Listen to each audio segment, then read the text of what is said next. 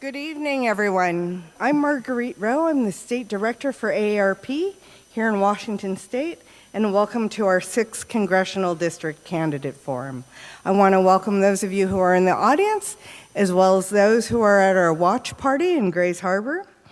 We want to begin by acknowledging that we gather today on the unceded ancestral lands of the Coast Salish people, which touches the shared waters of all tribes and bands within the South Puget Sound, including the Skokomish, Squaxin, Nisqually, and Puyallup tribes, who've been stewards of this land for thousands of years and who continue to protect the land and waters of their ancestors for future generations. AARP Washington is presenting this event in coordination with the Key Peninsula News and the Mustard Seed Project of Key Peninsula. I would also like to thank Lisa Bryan, editor of the Key Peninsula News, for her support. This forum is one of several events that AARP is coordinating across the state to engage voters and to encourage them to vote. We have more than 870,000 AARP members in the state, including more than 117,000 in this congressional district, plus a cadre of advocacy volunteers who make these events happen, and I just want to thank all the volunteers, including the mustard seed volunteers who are here today.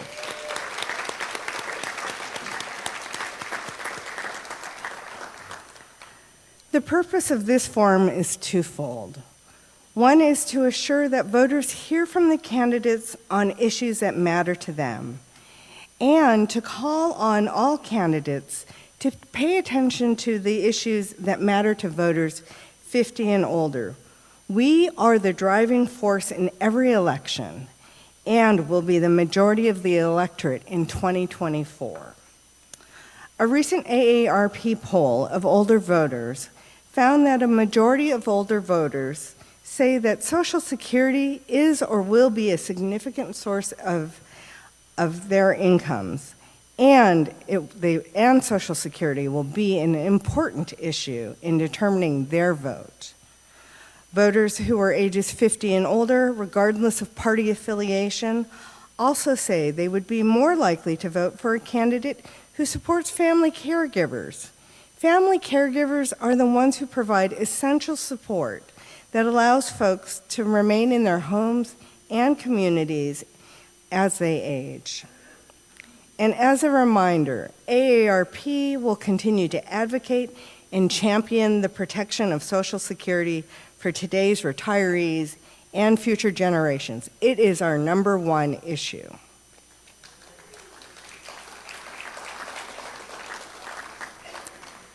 This is a big election year, and importantly, the races at all levels, national, state, and local, matter. But today, we are here to listen to your candidates vying for the open 6th Congressional District seat. We are thrilled to have all the candidates with us today. Thank you for taking the time to be here with us this evening. Now, I would like to introduce Lisa Bryan, Executive Editor of the Key Peninsula News, who will be the moderator. Lisa is an award-winning writer, photographer, and South Sound native. She joined the Key Peninsula News team as a volunteer in 2016, and by 2018 advanced to become executive editor. Under her leadership, the nonprofit newspaper staff have been honored with numerous awards and achieved greater autonomy as an independent nonprofit news organization, a news organization that you can trust.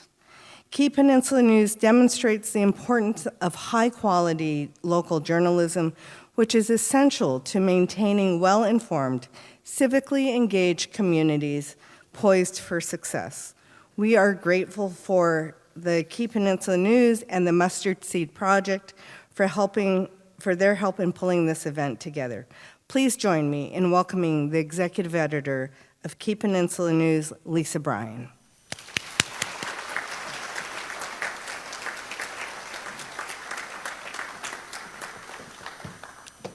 Thank you so much, and I am absolutely thrilled to see so many people in the audience tonight. This is great.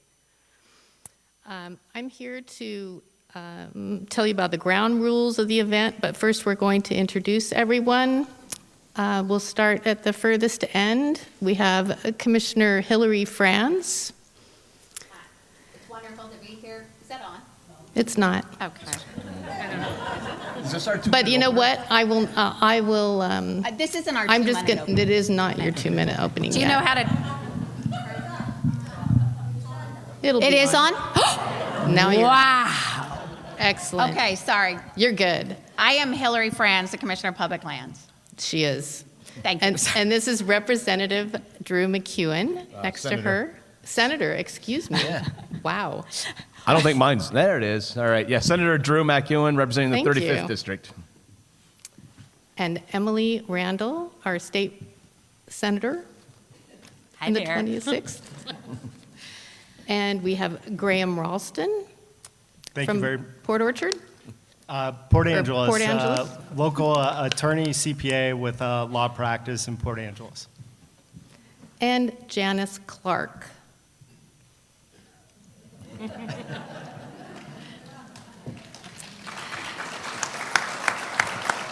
Thank you all for being here. So the ground rules tonight, the event is again being hosted by Key Peninsula News, a nonprofit, nonpartisan local news publication with the support of AARP. AARP is also nonpartisan and has not established a political action committee. It does not support or oppose candidates for public office, nor contribute money to political parties or political candidates' campaigns. AARP educates the public about the issues of concern to older Americans and their families through voter guides, issue workshops, and candidate forums, such as the one we're about to begin. Portions of the event in its entirety and/or photos of the event will be recorded and reused on social media throughout through the general election November 5th. No candidate literature can be distributed at the event.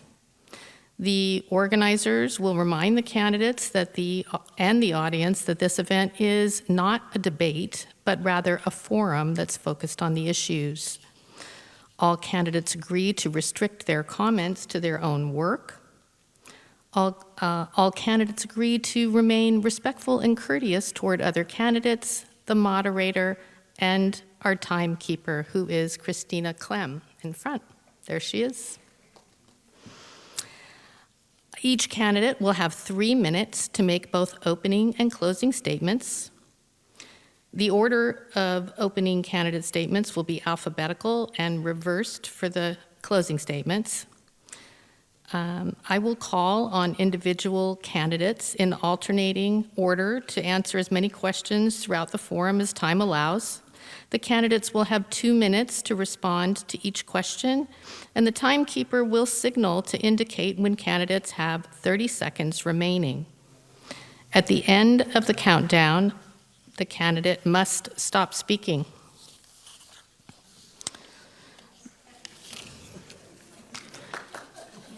You like that? It's novel. We're going to try it here on the KP first. Yes. The forum will last for 90 minutes from open to close, including all of our introductions and concluding remarks. This event is being recorded and live streamed as we speak. So, gosh, the role of the media, I love this. The greatest thing that I get to do is be nonpartisan, and it's great. I just want to tell you that. It's actually a wonderful thing. Our job in the media is to present you the news accurately and fairly and without bias so that you can be informed about the issues of concern and participate and make decisions based on good information. Key Peninsula News has hosted candidate forums with other organizations in the past, and we really appreciate the ability to do this. Thank you. So we're going to move right into questions. And, oh, yes, exactly. Opening statements. That's a good place to start, too. So with our opening remarks, we are going to begin with Janis Clark. Janis? Thank you so much. Let's give her a hand. Thank you. I am Janis Clark. I am an elected precinct committee officer in the district. I've been in the great state of Washington for over 44 years. In 1980, by way of the military, welcome to Washington State and Mount St. Helens Blue. I am running for the United States House of Representatives, Congressional District number 6, because I believe it is time. It is time to have courage. It is time to use creativity to mix things together that has never come together before. Time to have a community-centered approach in solving problems and issues driven by common sense. Time to bring our youth voices to the center of the table to inform public policy. And it's time for me to be your voice in Washington, D.C. As your America First future Congresswoman and the first Black Cherokee Republican woman that will be in Congress, I will fight for the principles we hold near and dear to our hearts, and I will work tirelessly to build a brighter future for all of us, all the citizens in America. Together, we can work to build a stronger, more prosperous future in America. And a disclaimer, I am 66 years old, so I'm 50 plus.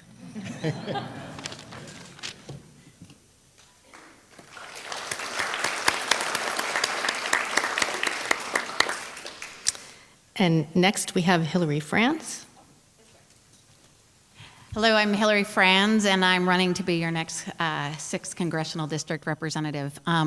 This district is one that's near and dear to my heart. My grandparents came here in 1938, fleeing the black blizzards of the South Dakota Great Depression with my father, who was one at the time. They raised my father, and I spent much of my childhood growing up on that farm. It's where I learned to love the land, and if you take care of the land, it'll take care of you. I then had the great honor of raising my 3 boys and actually caring for my father with dementia for almost 2 decades on Bainbridge Island. It's where I practice environmental land use law and also where I dip my toe into public service and as a city council member and a PCO representative. And for the last 8 years, I've had the greatest honor of my life in representing you as your Commissioner of Public Lands for Washington State. The question I get asked all the time as I travel throughout this district is why? Why would anyone want to be in Congress? It seems to be a mess. Nothing seems to get done. And frankly, that's exactly why I'm running for Congress. One, every single day for the last 8 years, we have been on the front lines of a rapidly changing climate.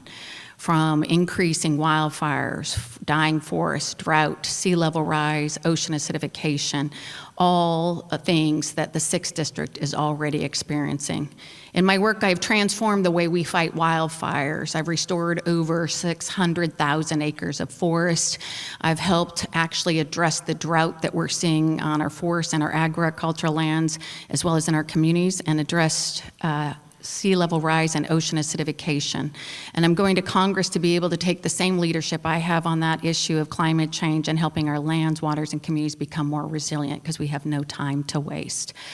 I'm also running as I travel throughout the 6th Congressional District. I see too many of our families, our neighbors that are struggling to get by, struggling with the cost of childcare, struggling with the cost of housing, elder care. The fact is that jobs and wages aren't keeping up, and we have too many of our families and our neighbors that are struggling. I have worked throughout this district and the state to actually save jobs and create jobs in new technologies and old technologies, and at the same time worked at the local and state level to provide housing, create housing, even at the Department of Natural Resources where we have residential lands. And I'm going to Congress to make sure that no person is left outside without a roof over their head, and that we are addressing our child care and elder care crisis, something that I've experienced as a mom and as a daughter. I'm also running because I never thought in my children's lifetime that the rights and freedoms that I thought were inherent as a 20-year-old in college would now be at risk and have been at risk with my own kids who are in college currently. That was brilliant. Thank you. Senator MacEwan. Thank you. I'm State Senator Drew MacEwan, representing the 35th District, which is Mason County and part of Kitsap and part of Thurston County. Thank you, AARP, for having us here this evening. I look forward to the questions tonight. My background, a lot of new faces here in the crowd that I haven't had the opportunity to meet yet. So for that sake, my background, I came out here in the early 90s via the U.S. Navy. I served in the Naval Nuclear Power Program and was on the submarine force out of Bangor. And just fell in love with the area from that time going forward. And I got out, I was blessed to serve after Desert Storm and before 9/11, and there were not a lot of promotion opportunities during that time frame. But so when I had the window to get out, I took it, and ultimately went into the business world, and with impeccable timing, started my company in late August of 2001. Yeah.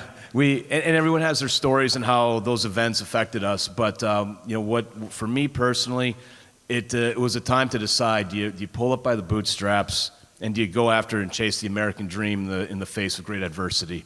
And that was the path I chose. I did not want to do it. I wouldn't want to do it again.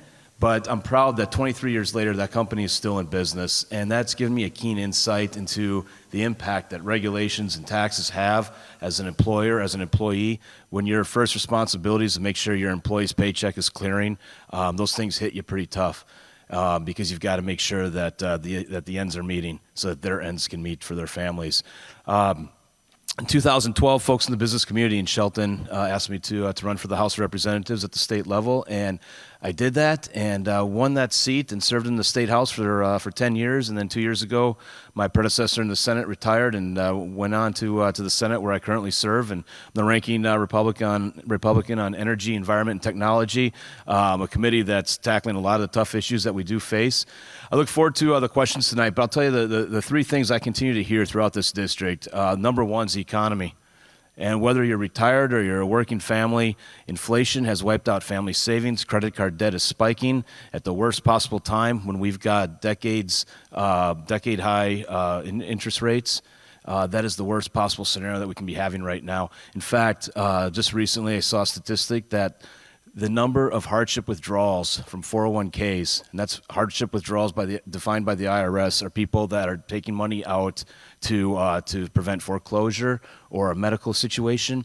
Just this year, and we're just halfway through the year, it's a 40% increase over last year.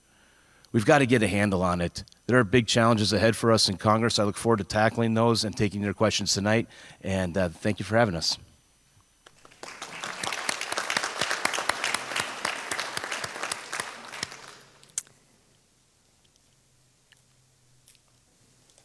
Graham Ralston. All right. Thank you, and thank you to AARP for hosting the forum tonight, and thank you to our audience and everyone coming here and participating in democracy. My connection to the district goes back 5 generations to my great-great-grandfather, John Ralston, who first arrived in 1889, just 2 weeks after Washington became a state. He served as the first judge for Clallam and Jefferson County. Legacy continued to my grandfather, Mac Thompson, who worked in the timber industry and ran Penn Ply Mill in Port Angeles. And to those people in Aberdeen, another great-grandfather, Ernie Johnson, who worked for Polson Logging on the coast. My story also began in Port Angeles. And in the summers, I sold firewood out of the back of my pickup truck in Port Angeles and went on to become a wildland firefighter the summer after my high school. I eventually went to University of Washington and law school at Seattle University before going to Washington, D.C. and quickly becoming the youngest senior executive at the U.S. Department of Transportation, a unique position where I worked for Republican Secretary Ray LaHood, but underneath the Obama administration, where I ran a national small business organization. It also showed me what's broken in DC. And I think that this two-party system, and unfortunately what we saw last night at the debate, was resemblance of what's broken and why I'm running as an independent. And what I saw back there, and in three main areas, if we want to fix Congress and preserve our democracy, we need to address the three issues of party loyalty, celebrity politics, and fundraising. In party loyalty, we look at people that are already serving and can't speak out against people that may not be a good candidate, like the presidential candidates we saw last night. My independent platform agrees with the majority of Americans that we can do better as a country. Celebrity politics, how many people have been or seen a U.S. congressional member address an empty chamber? Because that's what happens, and they speak for scoring points and raising dollars. And that's the third point in terms of fundraising. That's breaking our country. If you look at an average day of a congressional member in Washington, D.C., out of a 9-hour workday, they might spend 7 hours trying to raise dollars for their campaign or working for their party, and only 2 hours actually doing real work. My campaign is 100% self-funded. I'm dedicated and loyal to people first over party. And I hope that you can see the trust through generations that I have with the community and that I hope to bring to the people of this district.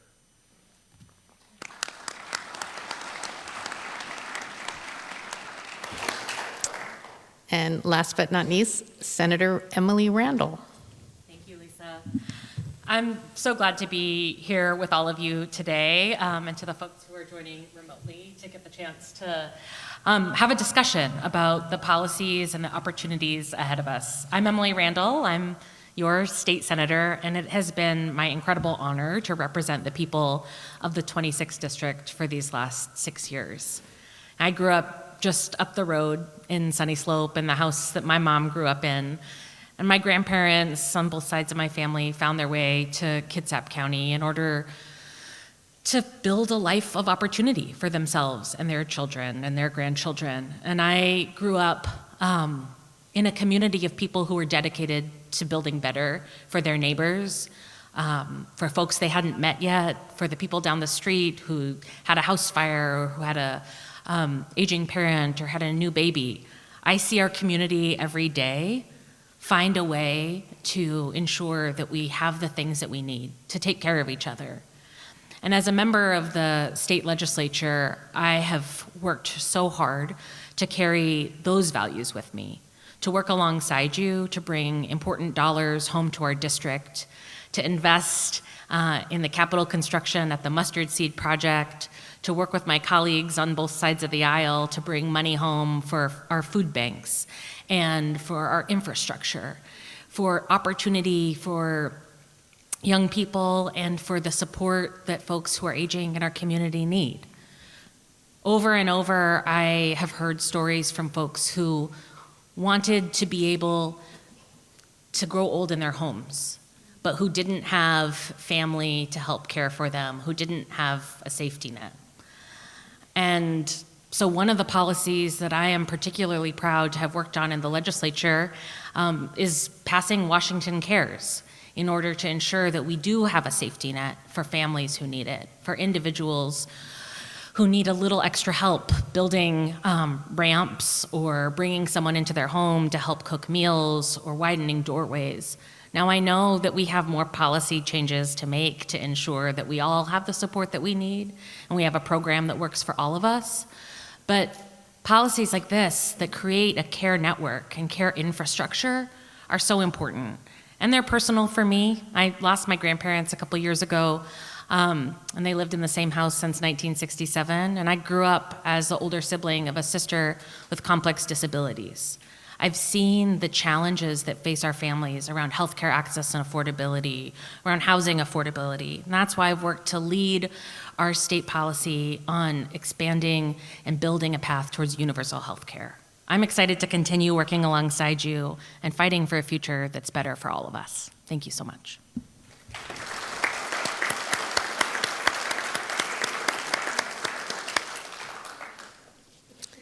And now we get to ask some questions. The first question goes to Janis Clark.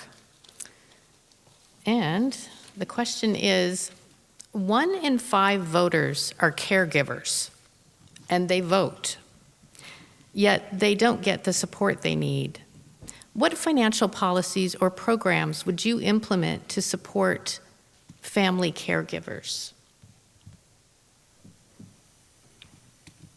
As a veteran of over 30 plus years, my father served in the Korean War. He recently passed in 2020. My work in my nonprofit, I started over 30 years ago, envisioned, but I resigned my state job of 7 years to start, to come out in community, and I thought it was about just serving the youth.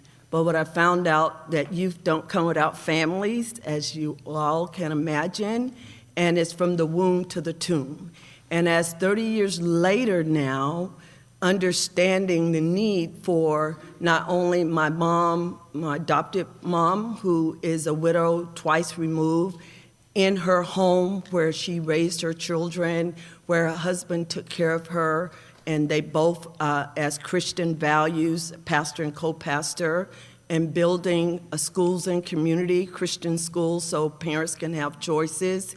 So when we talk about the care and policies, we also need to be reminded that we should be fiscally responsible. And I believe there's a number of different taxes and other spendings that could be considered wasting of taxpayers' dollars, that if we're very strategic about our approach and understand the need that those that have homes, we know homelessness is an issue.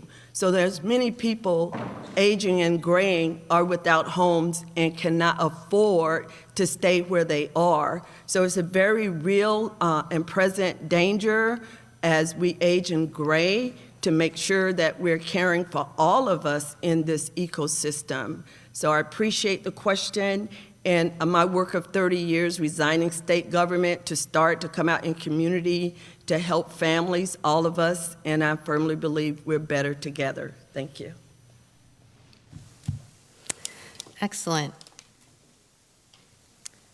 And now we have Hilary Franz. Thank you. My father was diagnosed with dementia at 65 years old. He raised my sister and I on his own. And at the time he was diagnosed, I had one small baby. I cared for him for a decade with 3 boys below my hip. They're now well above my head.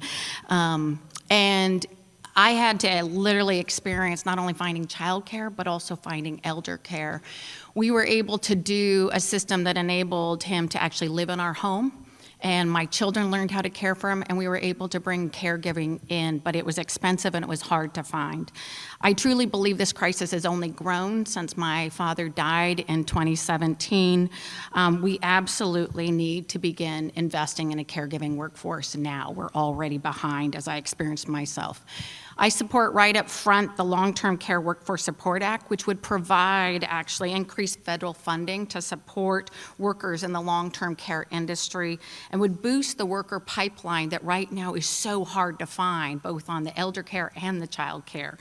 I also support legislation like the Social Security Caregiver Credit Act to provide actually Social Security benefits to the people who are serving and caring for our elderly. And I also think that we need to be making sure that we're working more carefully to actually invest in housing and availability of housing. I was fortunate to be able to build an ADU that enabled my father to have some independency for a long time while being close to home. It made it easier for us to find those caregivers.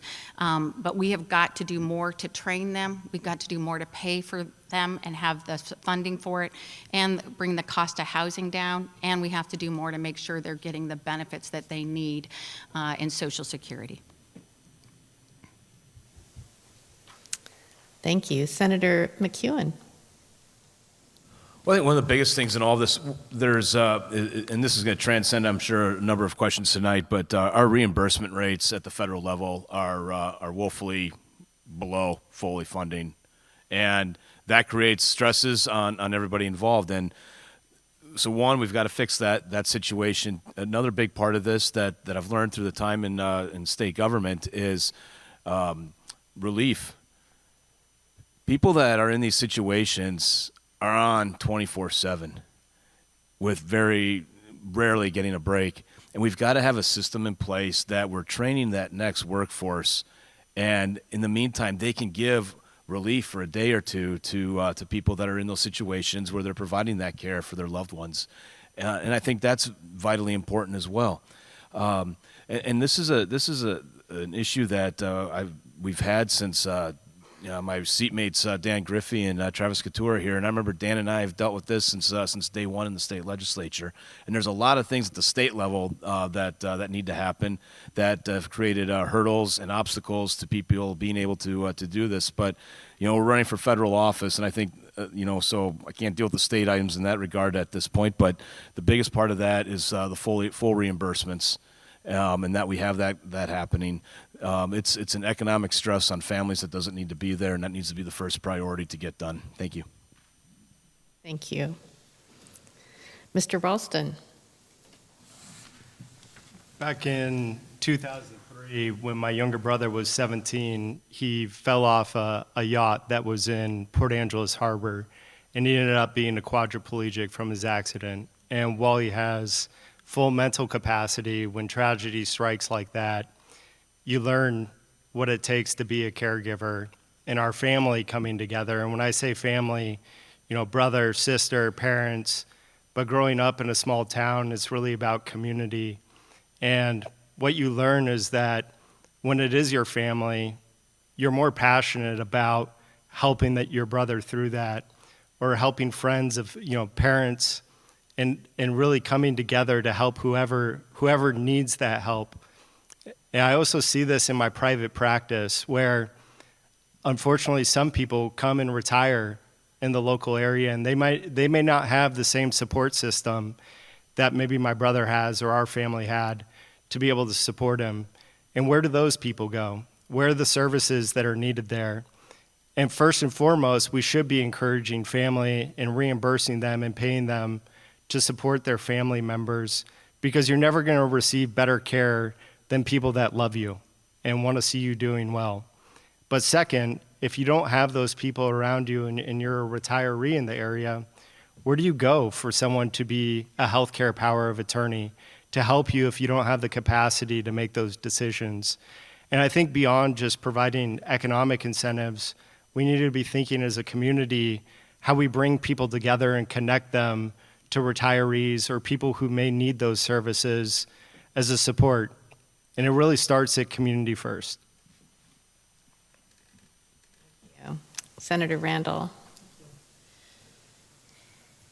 I think we all bring with us, everyone in this room and all of us here at the front, our own experiences as caregivers or folks who needed to receive care. Our family stories and the stories of voters in our community should be what inspire us to pass stronger policy and to ensure that our economy works better for all of us. I remember when my mom was fairly new single parent and struggling to reenter the workforce, how important the child tax credit was for her to be able to support her family and all of our family. And I think about that, I thought about that when we finally passed the Working Families Tax Credit here in Washington State and started to write our tax code to ensure that folks who are struggling the most have a little bit of relief. And I think mechanisms like that to ensure that we are getting money into the pockets of families who are struggling to afford childcare, who are struggling to afford elder care, to ensure that there is a tax credit that meets those needs is so important. And especially as we look at the expiration of the Trump tax cuts looming, we need to think about how we are investing our tax dollars into the families and entities that need it most. We definitely need to increase reimbursement rates. We definitely need to build pathways towards a caregiving workforce. And I've been so proud to lead some of that work here in Washington as the co-chair of the Joint Legislative Executive Committee on Planning for Aging and Disability Issues. And look forward to bringing that experience with me to ensure that our economy works better for all folks, especially those who are in need of care. Excellent. The next question, as we all know, Social Security will run out of funds in the next decade. Why are the majority of Congress failing to tackle the issue? Instead, they promise not to touch Social Security. Congress needs to find a solution. What would you do to shore up Social Security for current and future generations? And here we will start with Hilary Franz. Caring for my father, like I said, for over a decade, while also raising small children, I know how important Social Security is. Social Security truly is the promise that we have made for generations, and we have a responsibility to fix it. I truly believe we don't have any time to waste in fixing it because we've already lost time.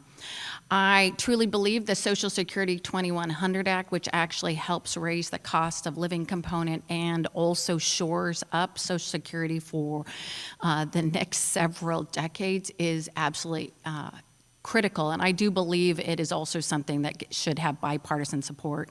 I also think we need to pass the Social Security Fairness Act. If you think about how divided our politics is, there is one thing that does not divide us for sure, and that is that we all are aging, number one, as I turn 54 next week, and we are all seeing the need and the importance of having those benefits as we age. And we also have parents or family members who have faced whatever health crisis or aging and need and depend on Social Security. I think this should be a bipartisan issue, and I think both of those laws need to pass immediately. Thank you. Senator MacEwan? Thank you. Quick funny anecdote to this question. When I was first elected in the summer of 2013, my 94-year-old grandmother was in an assisted living facility in Minneapolis, and I went to see her. And she was, as any grandma would be, so proud that her grandson had gotten elected, right? And so she's introduced me to all her friends, her bridge club playing friends. And she introduces me as a U.S. Senator. I was like, well, and suddenly I'm getting bombarded on Social Security. So she'd be proud we're answering this question finally today. No, you know what? We need hardcore reforms. The income threshold today is way too low on when you get taxed.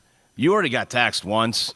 And if you need to subsidize your family's income and you've got to take on, unfortunately, another job in retirement, I don't think you should be paying taxes yet again on those Social Security benefits. That needs to change.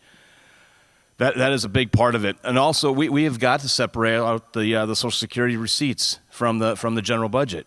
And that hasn't, I mean, everyone's talked about that for decades, but it's never happened. And it needs to. It was used to punt down the hall further true economic reforms and budget processes. That can't happen. This is money that you paid into, and we need to ensure that it is there not only for you but the future generations. I would also highly suggest that we look at how, again, on the tax side of this. You know, as you know, you're paying Social Security, FICA taxes from dollar one, right? I would suggest that on your first $10,000 to $20,000, we would need to figure this out in a budget process that you're not paying that. The employer side still pays, but give people a break as they're entering the workforce, getting those first-time jobs, that they have more income up front but aren't getting penalized on the Social Security side. So there are a number of things I think we can do there. The biggest one is the tax item on secondary income and how that affects your Social Security benefits currently. Thank you. Thank you. Mr. Ralston. In my opening, I shared that the number one thing that we need to do first is fix Congress so they can come together and actually solve this problem together. Number two, why do we even have a problem with not enough funds for Social Security? Let's start there. And I don't think it means we need to raise more taxes to pay into that. Where can we cut spending? How do we balance the budget? People are feeling this today from inflation. I was at a pro bono legal clinic just a month ago talking to someone that was living off $1,000 a month. They're already feeling like that $1,000 is down to $800 or $700. And what we need to do immediately is balance this budget so that we stop the inflation that not only eats away at Social Security, but hard-earned dollars for people's retirement that feels like they have less purchasing power. I've been in DC for 7 years. I know how to work towards balancing the budget. And the two main areas that I would do is, one, I'd incentivize federal employees to call out waste throughout our federal programs instead of always looking at new ways to add on new programs. And number two, similar to what the Trump administration did in saying that for every new regulation you want to pass, you should remove 2. For every new dollar, we should be looking at how do we remove and match the same dollar plus another 20%. That's how we first then balance the budget, which can ensure, as we look at other ways, instead of taxing people more who already feel it to fund Social Security, let's look at other ways throughout our government to cut the spending and find alternative solutions to add funds to Social Security. Thank you. Senator Randall. Thank you. Excuse me.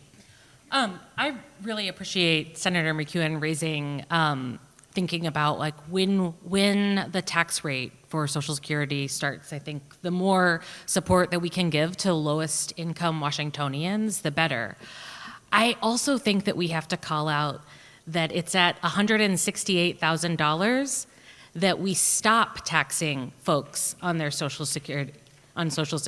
So if you are making $200,000 a year, that money above $168,000 is not applied Social Security tax.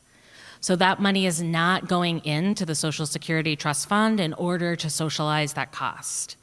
There are so many ways in which our budget and our tax code puts more burden on lower income families in order to pay for the programs that we need and rely on. And we cannot continue to give tax breaks to the wealthiest among us and to let the biggest big businesses off the hook while hardworking families are struggling. And I think this is one place where we've shown progress here in Washington State.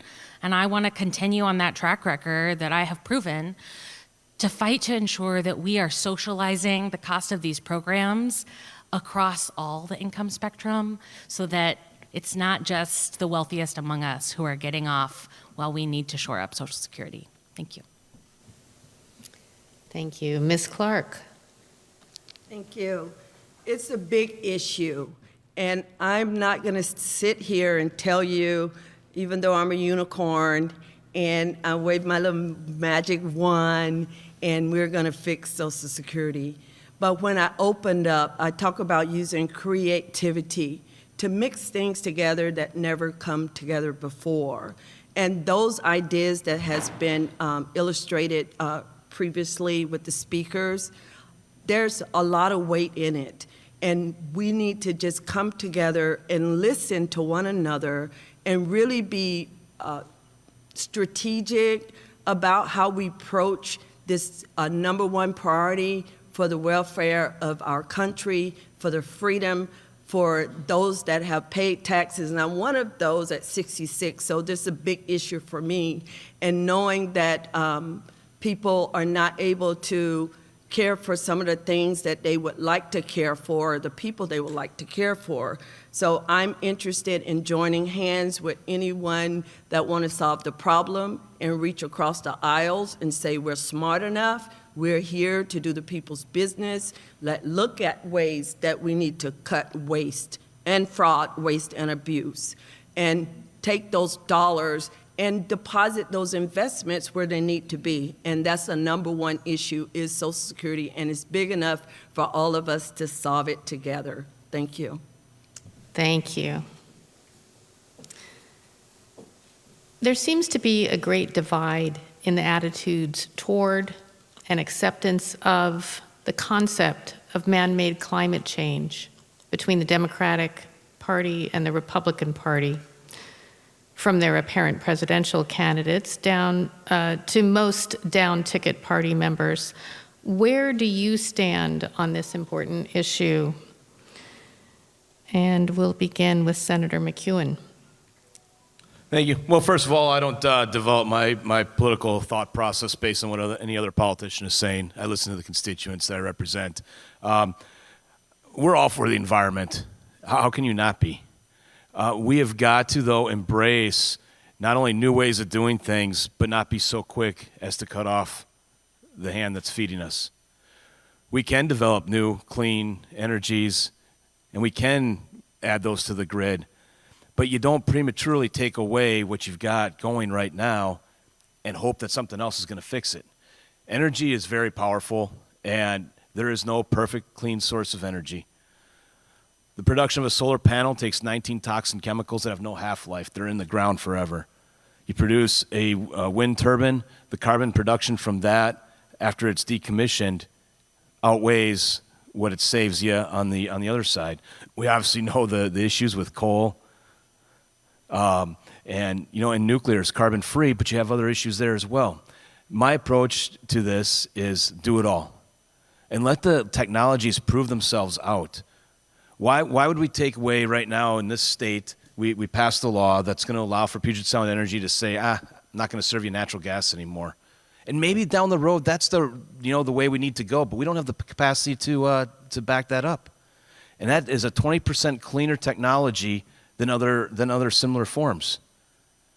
And at the same time, we subsidize them, a foreign-owned multinational corporation, to allow them to go and build projects and then raise your rates before those things are online.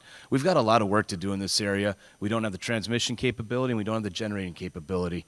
We've got to get serious. We've got to get aggressive, and I will never vote for favored trade status for any nation that's one of the major polluters. If we want to get serious about this on a global basis, then it's time to get tough with those that are the worst polluters in the world. Thank you.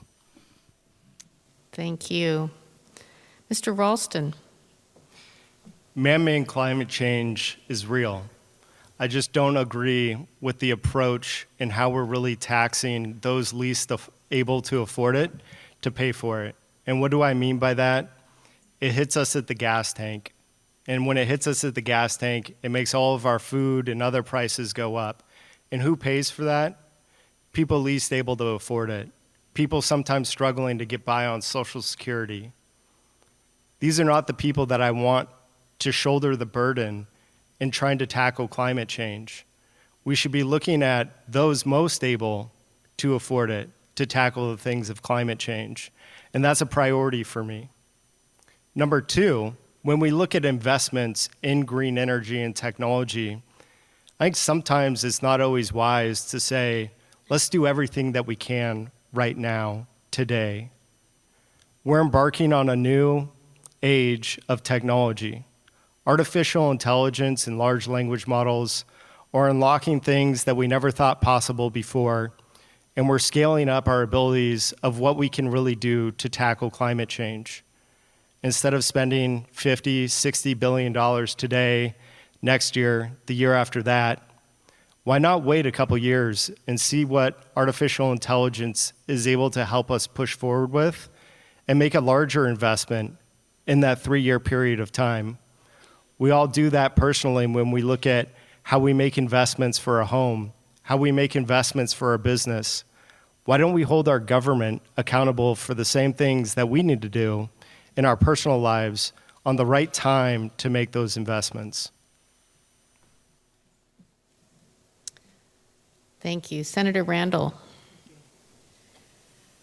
I think we in this district are uniquely aware of the risks in order of not responding to the climate crisis.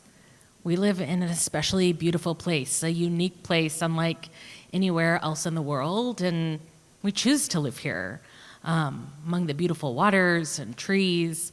And I'm grateful for the work that Commissioner Franz has done to protect our trees and forests in Washington State against an increased number of wildfires and being on the front lines of the climate crisis.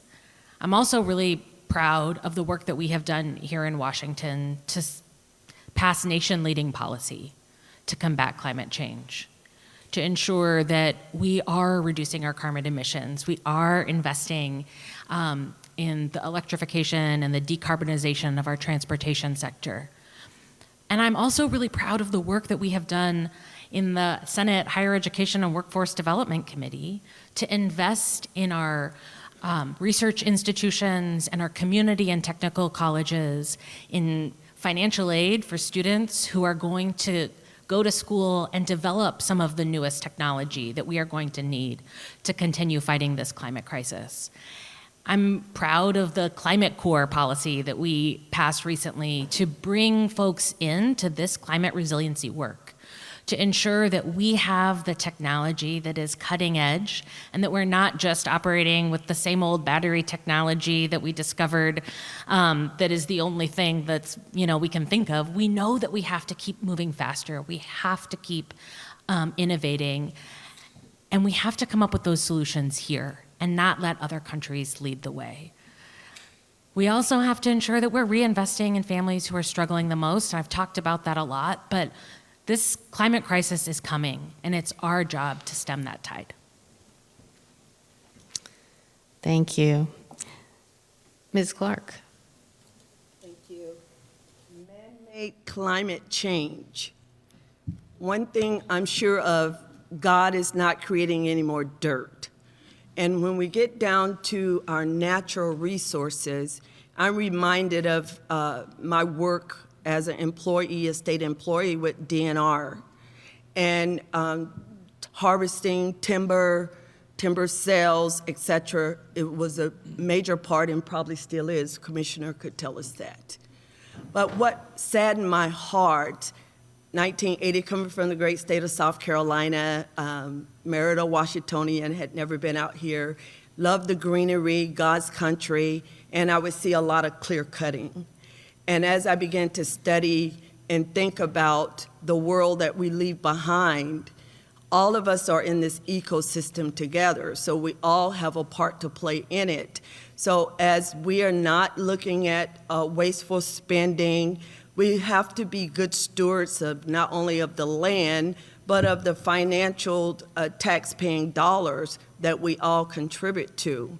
So as we look at the different acts and laws, we cannot legislate our way out of it. We're going to need common sense solutions and prioritize those things which we know the polluters from other countries that bringing in pollution and contaminants in our water, in the foods that we eat, et cetera. So if we start down to the basics, thank you so much, I see the time. The climate is all of us, what we breathe, what we air, the air that we breathe, the food that we eat, and the relationships that we make with one another, because we also carbon trace. So thank you for the question. Thank you. Commissioner Franz. So yes, man-made climate change is real, and I can say that firsthand. I also think that, and I can say it firsthand by my experience, obviously, managing 6 million acres of land, 2.6 million acres aquatic, 2 million acres of forest land, 1 million acres of agricultural land, and I see every single day a rapidly changing climate. And this isn't a question of whether we pay for it or not. We're already paying for it. We're paying for it last year with over 1,500 fires and more fires west of the Cascades for the first time in recorded history than east of the Cascades. We're paying for it in the dying forests that are leading to these more catastrophic fires, which means that we're not able to use that wood for our schools, our hospitals, and our homes, and we're harming our fish and and wildlife habitat as a result. We're seeing it in higher food prices as we see increasing drought and now dust storms even on our southeast Washington farm and agricultural lands. We're seeing it now with heat being the nation's deadliest natural disaster, and especially in our urban areas. And we're seeing it in ocean acidification decimating our shellfish and fisheries. And we're also seeing it in the context of sea level rise, where in this community alone, we have in 6th District 3 communities that already need to be moved up to higher ground. I truly believe that actually this is an area we can come together. And I don't just say that in words and hope and optimism, I've actually seen it. I have been on the ground in the most rural Republican conservative areas, actually working to knit for the first time the environment and healing our lands and our waters with economic opportunity, from everything from forest health, where 600,000 acres have been restored, is now creating new job opportunities in crossland timber, mass timber, biomass, and biochar. I've seen it in the context of agriculture production, which has grown because we're taking the biochar work that we've done and are now launching in Port Angeles, which will create hundreds of jobs, and actually put on the soil and agricultural lands for better production. Thank you.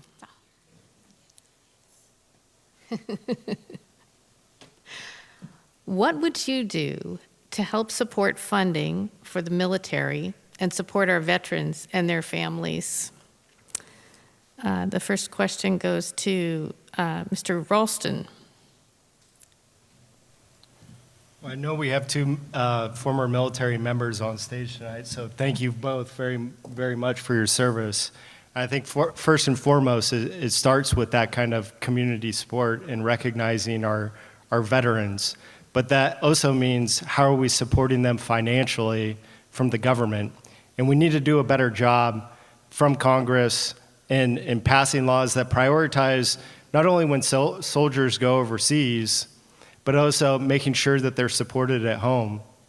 And before soldiers are even sent overseas, how do we make sure that we have a foreign policy that tries to keep us out of wars to begin with? If we look at our budget once again, where we have overspending and we've spent too much on military in the sense of engaging in wars that may be unnecessary, it's not just the economic loss, it's the human life loss. And that's what's most important and paramount here. And when we do send those soldiers overseas, we do need to be supporting them when they're here at home. I think the other thing to keep in mind in terms of our national defense and what we're doing with our military is really looking at artificial intelligence. And where I spend the majority of some of my work life is with a artificial intelligence company out of Seattle, with a childhood best friend that I work with. And understanding the power of what this can do, not only to help people, but also in terms of a foreign policy issue and how we need to strategically plan for national defense and autonomous weaponized vehicles and armies.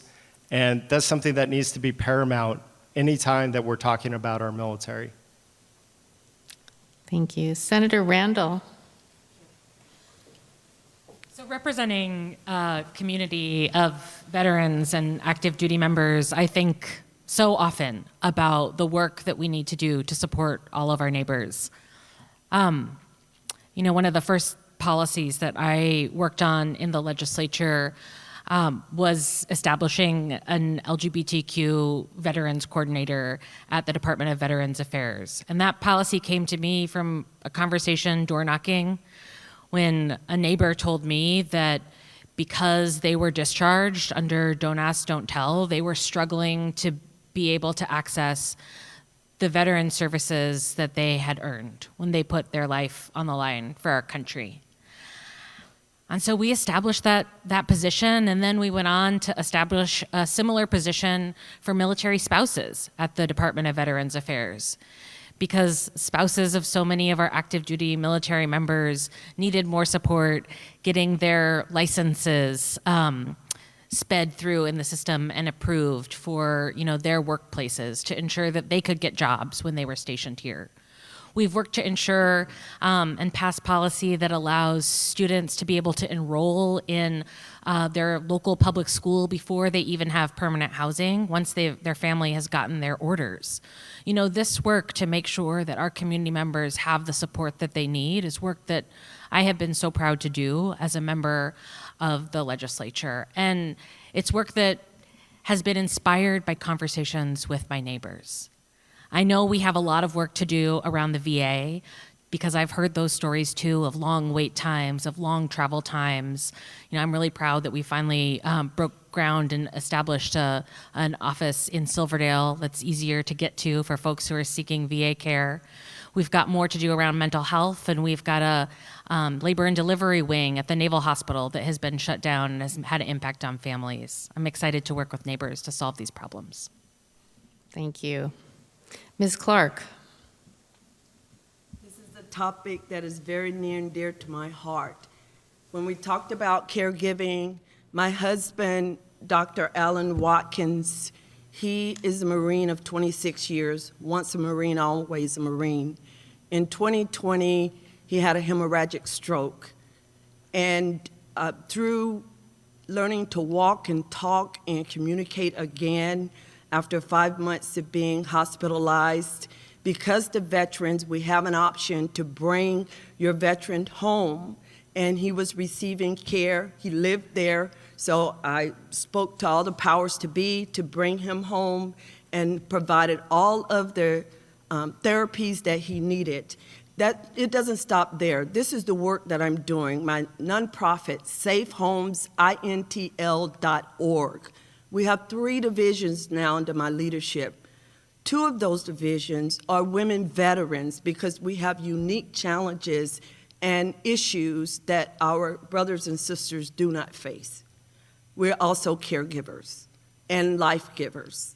The 3rd one is Military a Wellness Initiative Network, whereas soldiers, active duty military guard reservists, and their families are transitioning to lives outside of the military, we make sure that there's a soft handoff, and we don't send them from one place to the next, but we bring the resources to them. So we need to do more.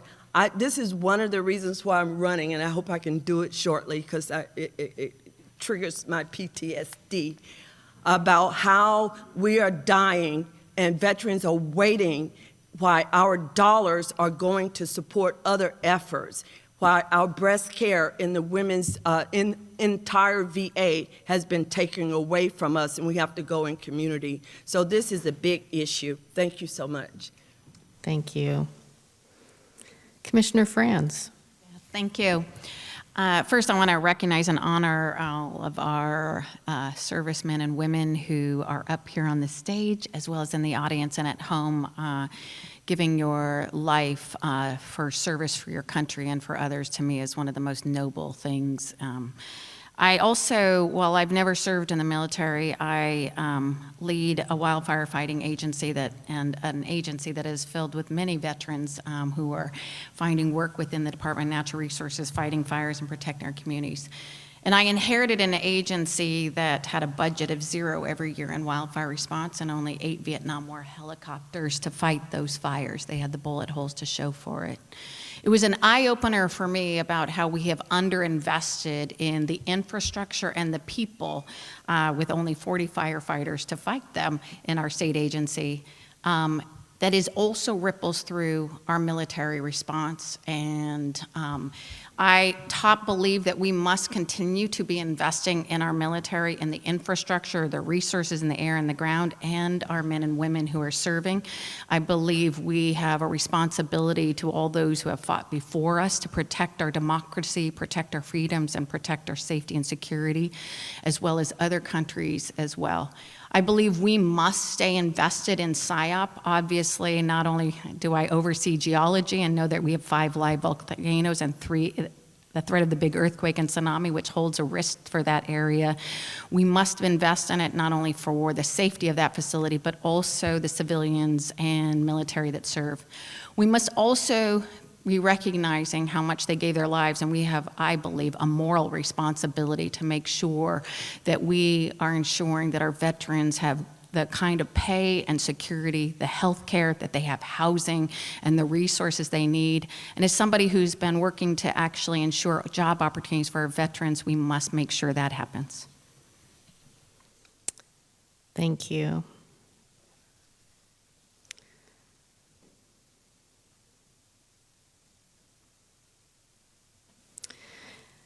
AARP members.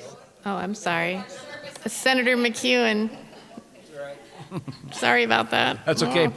So 2 parts of this question. One, what are we doing to ensure our military strength is there? Tackle that first. It's not always about throwing more money at something. It's about spending it right. And I'm going to sound like a broken record to these two, because we've had these a couple of these in the past week. But at the end of the shipyard line are 2 Littoral-class combat ships, one of the worst programs the Navy's ever embarked on. And it was a complete failure. And we're decommissioning them as quickly as we're building them. We can't do programs like that.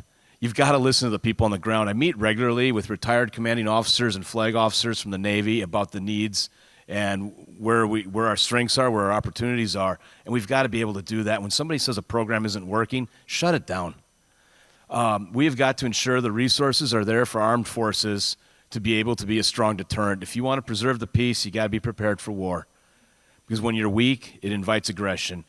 And if you look around the world today, the Ukraine situation, the Israel and Gaza situation, what's happening in Yemen, in the straits there with our shipping, China's threat on Taiwan, North Korea hell-bent on hitting the U.S. territories with ICBMs, this is not a time to be weak.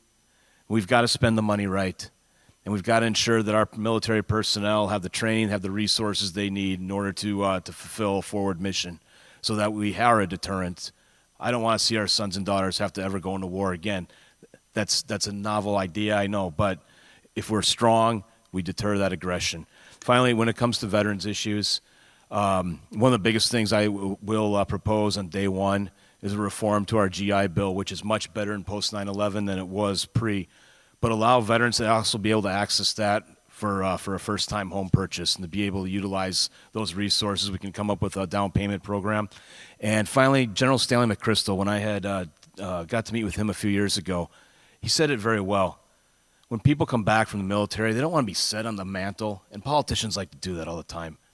They want an economy that works for them so they can have a job or create a business that they can provide for their family. Thank you.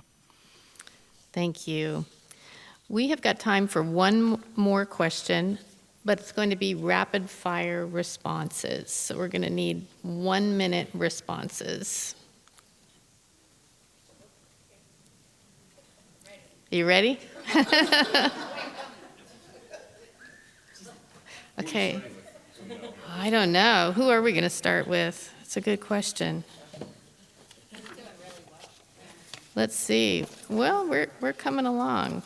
Who is next? We are going to start with Emily Randall. So Senator Randall, AARP members consistently express a desire to stay in their own homes and communities for as long as possible.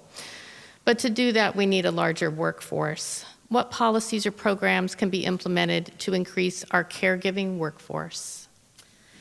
Thank you.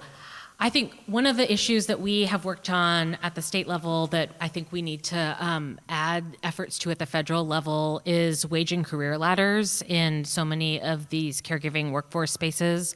Often in-home caregivers have been seen sort of as a not important job to invest in.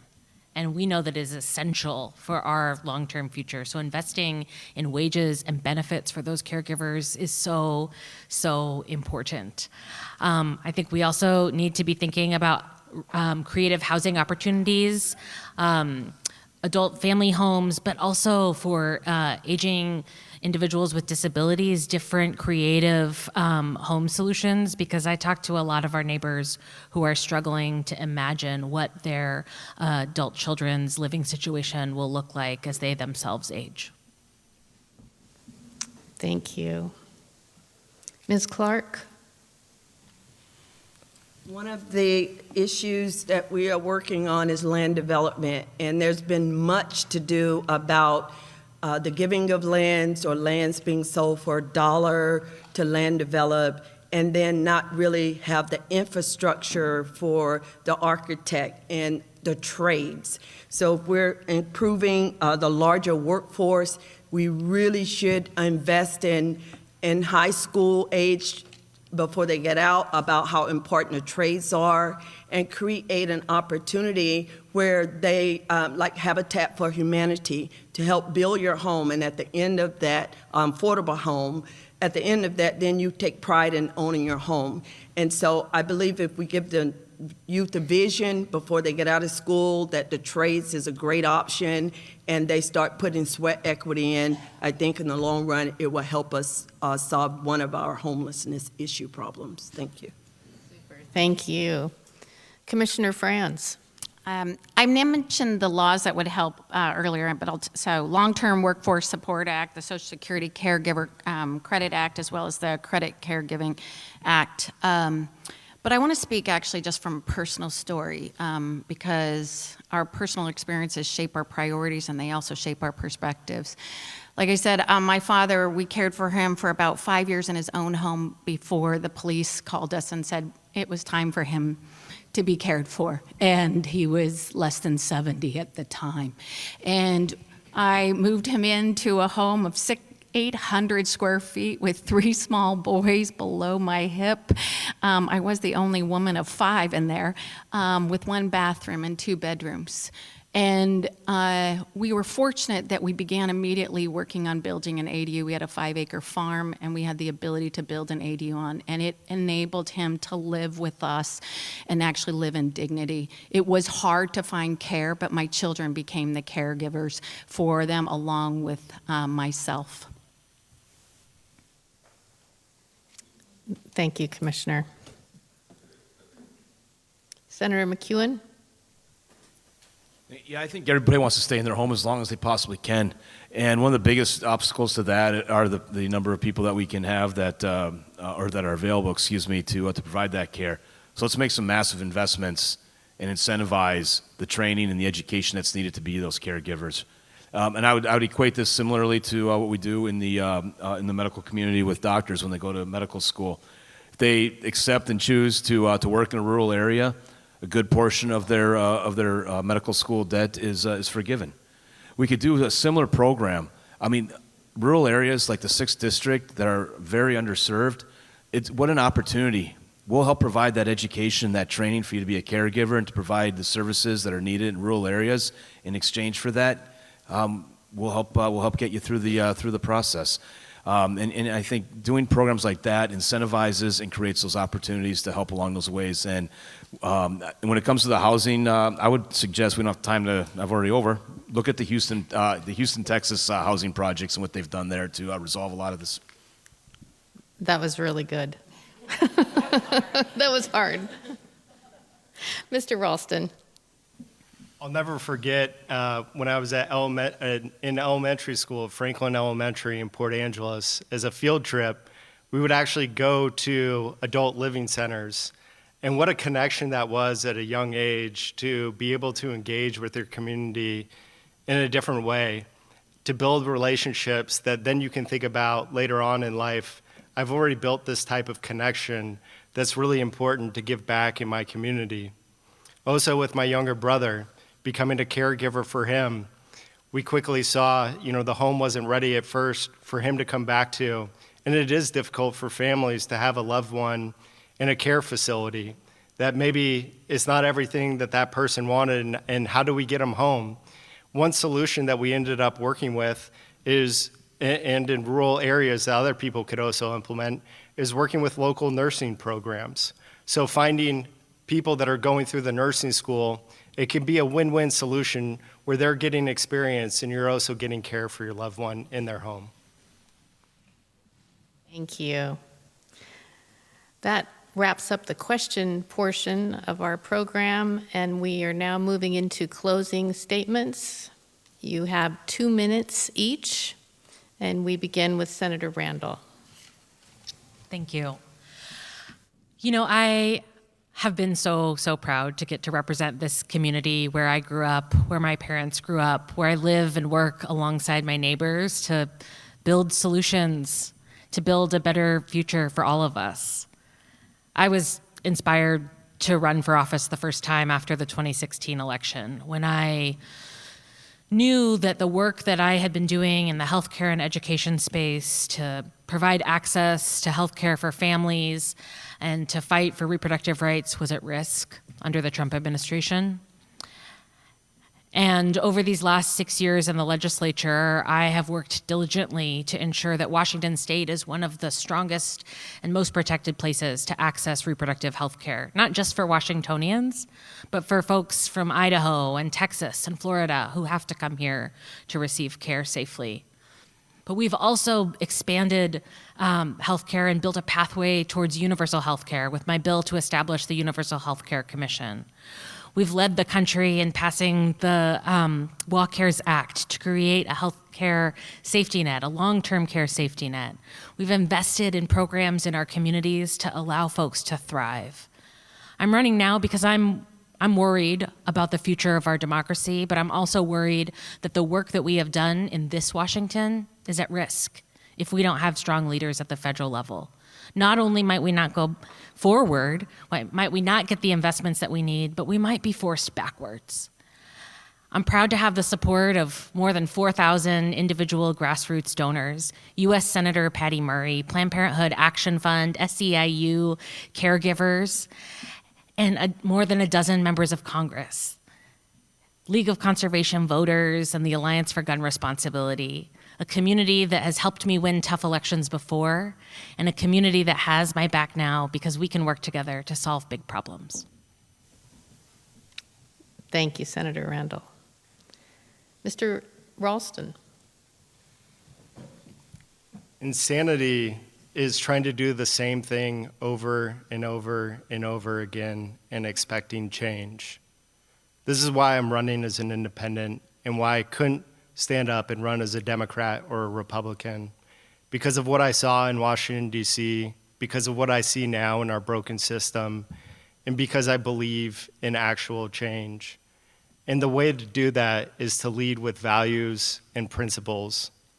And what does that mean for me? That means that I'm 100% self-funded. It means that I'm loyal to the people in the community that I grew up with, that my friends were maybe my grandparents were friends with their grandparents.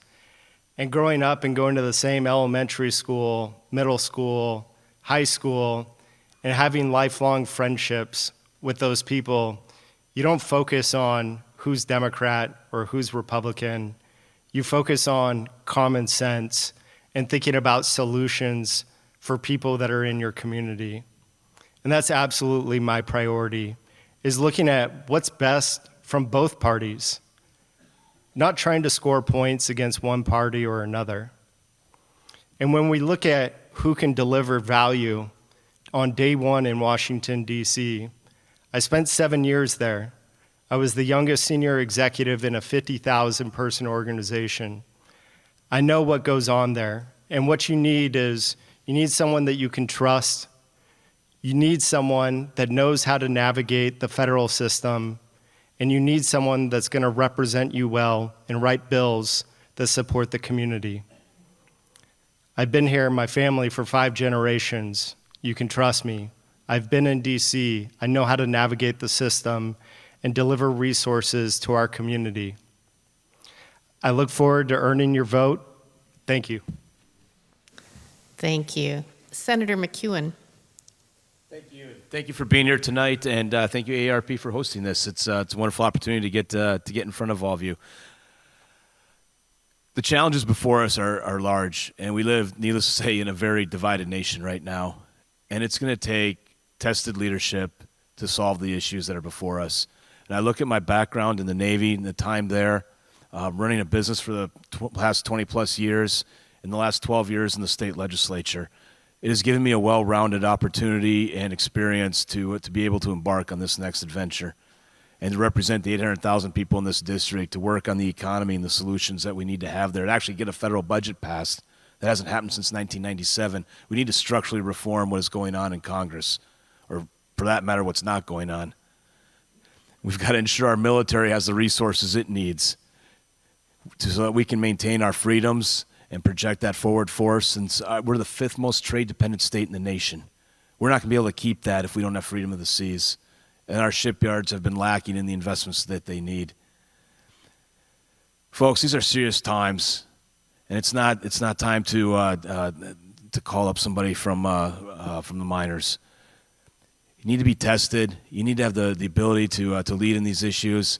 And the people of this district will always come first, just as they have in my state legislative district. It's not about answering to somebody else or what the whims of another politician are. No, it's about the constituents you represent. And I've always put that first. I'll continue to put that first. And I do believe sincerely that our greatest days are yet to come. Our nation's been through struggles before, and we're going to find our way through what we're facing right now. And we're gonna rise out of this and be even stronger than we have in the past. And with your help and your support, we'll get that done. And I look forward to earning your vote over the coming months. Thank you. Senator. Commissioner Franz. Thank you again for having us. You know, I said earlier that our personal and professional experience shapes our perspective and it shapes our priorities. As a small child, I had to experience what housing insecurity looked like, and it has made me a committed, passionate about making sure no one goes a day without a roof over their head. I've worked at the local level and the state level on housing, and it's something that we need even more investment and support at the federal level. I've also know, as you heard my stories, how challenging it is to be able to find childcare and elder care. And this is an urgent need in every corner of this district, every corner of the state, and every corner of this country. It was something that I will go fight for every single day in Congress, to be able to make sure we are training the workforce we need in every corner of the state for childcare and elder care, and that we're making it affordable to all.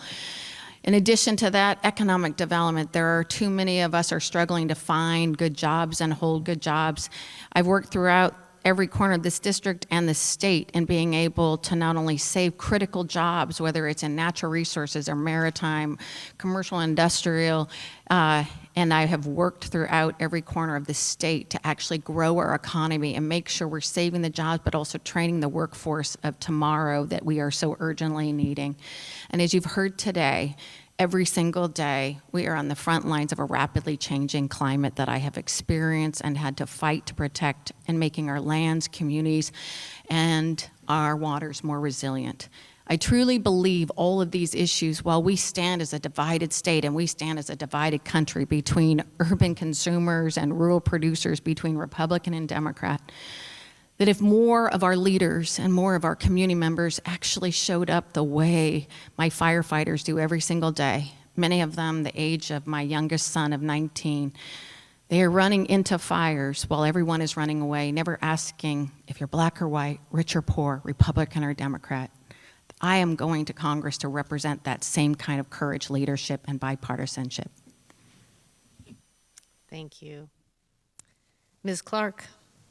Thank you. Here's what I heard tonight.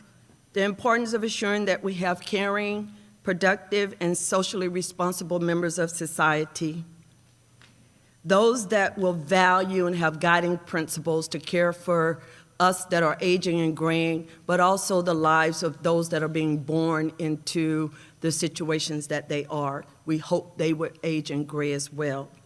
To ensure that we join hands together, that we have a society where our future is into perpetuity as it relates to our Social Security. We cannot allow it to fail us. Climate change is real. We don't throw the baby out with the bathwater because of some new creativity. Supporting veterans and their families, paramount. If we want national security, then we must ensure our military is strong. And as a soldier, I'm a commissioned officer. I went to officers candidate school. I made history in the state and President Ronald Reagan commissioned me. And we know something about when they call you a soldier or a sailor, or Marine, or Coast Guard, or the Air Force, that get ready to fight. So our country is worth fighting for, and we need people that is willing to fight and fire people who are not doing their jobs. Yes, a large workforce. So together we can build this community in our country where it's economically strong, where we celebrate and provide opportunities for all of us, but let there be no mistake. America is first, and we need to start putting our citizens who some have lost their lives because they're waiting on health care.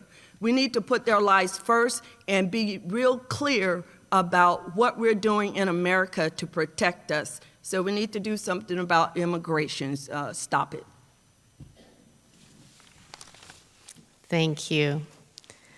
So now we have some time to meet the candidates in person, on the floor, talk to them, get to know them even more. And give yourselves a huge round of applause for showing up on a Friday night. I mean, honestly, when we started planning this event, it was for Thursday night. And then somebody announced a presidential debate, and everything went into a huge tailspin, and we thought, how on earth are we going to get people to come out here on a Friday night to talk politics? This one was better. Thank you. It was better. Thanks to AARP. Thank you so much to the Mustard Seed Project for all their work in making this happen as well, and to everyone on the KP News team, and to our candidates who gave up their time to come and speak with us. Thank you so, so much. We appreciate all your work.